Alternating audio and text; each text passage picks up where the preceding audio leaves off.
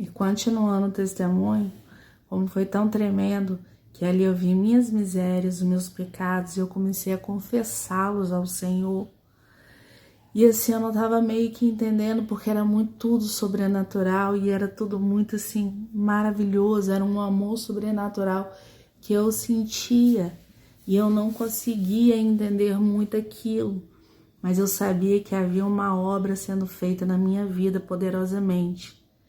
Porque só de olhar a palavra de Deus e ver que meus pecados estavam ali e que também vi que alguém morreu por mim e levou todos os meus pecados e que quando eu confessasse todos esses pecados, se arrependesse e confessasse, Deus Todo-Poderoso jogasse no mar do esquecimento, eu fiquei maravilhada, maravilhada.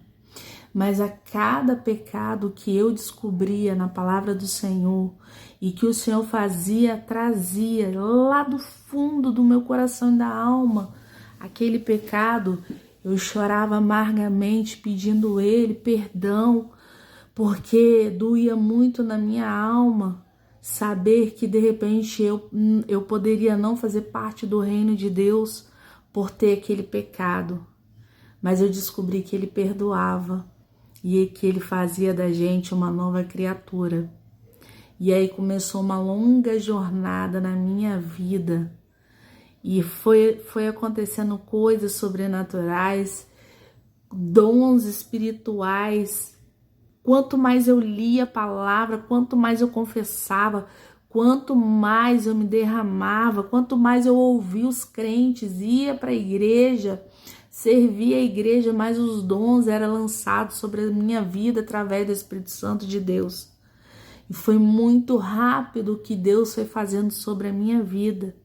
E eu quero falar para você, foi glorioso, é glorioso até hoje.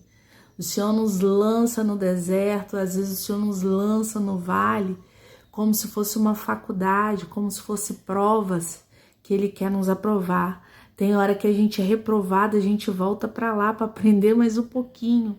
Mas eu falo para você, quando você sai de lá, você sai tão forte, tão fortalecido e com um crescimento espiritual tão grande que nem você entende o que está acontecendo. Você só obedece e faz aquilo que Deus está falando e fazendo. E eu quero te convidar a participar desse reino, porque Jesus Cristo falou, a mesa já está posta. E eu espero por vocês.